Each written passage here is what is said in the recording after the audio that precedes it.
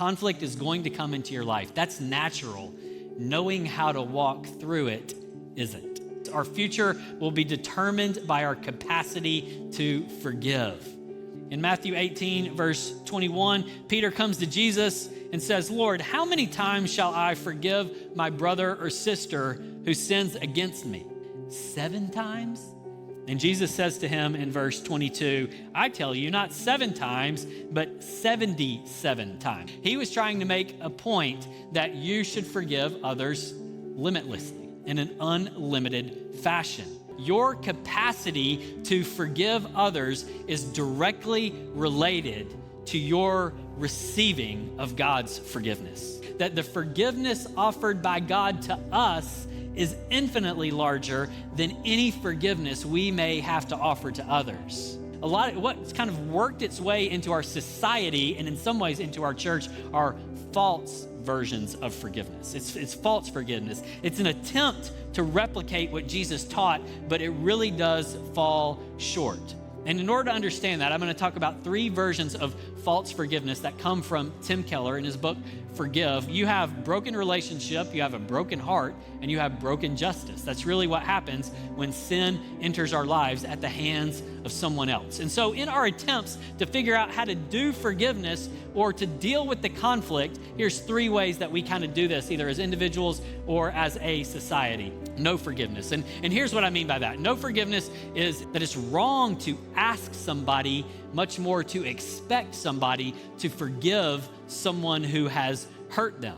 It actually further wounds the victim to ask them to forgive the offender. What we tend to do in the church is we embrace what I would call selective forgiveness. This is just a different version of no forgiveness. And this is a way of saying, like, these things are forgivable, these things are not forgivable. If you do this to me, I think I have grace for that. If you do this to me, nobody should have grace for that. It's actually wrong to show grace for that particular abuse or offense or that level of sin. And we categorize sin done to us or done around us into different categories that we're able to give forgiveness to or we're not able to give forgiveness to. And again, that will not move us forward. Transactional forgiveness is when forgiveness is offered, but it must be earned. Is if you pay the piper, if you pay for your sin, if you pay what you did to me, then I will forgive you. Nonconditional forgiveness really emphasizes how you feel as the victim, what was done to you, and just burying that as quick as possible. So you just need to forgive. Jesus said forgive, so I'm going to forgive. Non-conditional forgiveness might make someone feel better for a little bit, but it doesn't address the injustice. It often doesn't address the relationship. No forgiveness is no grace. Transactional forgiveness is a little grace. You'll sprinkle it in there. And non-conditional forgiveness is cheap grace.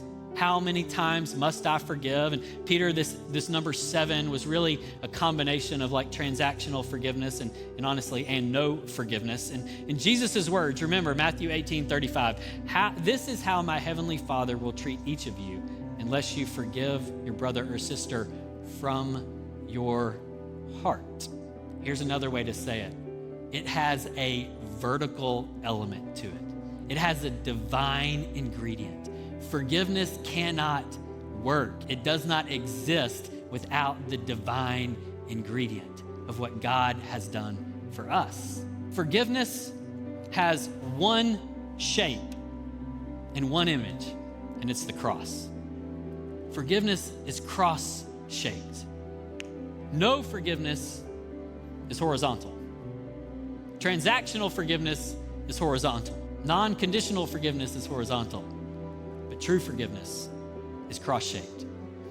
The divine forgiveness that we receive from God gives us the capacity to extend mercy and justice to the world around us. And when we encounter the forgiveness of God, it forms in us the capacity to extend true forgiveness to the world around us that deals with the hurt and the pain and the trauma, that deals with the relational brokenness, and that deals with the injustice that was done either against us or that's happening in the world.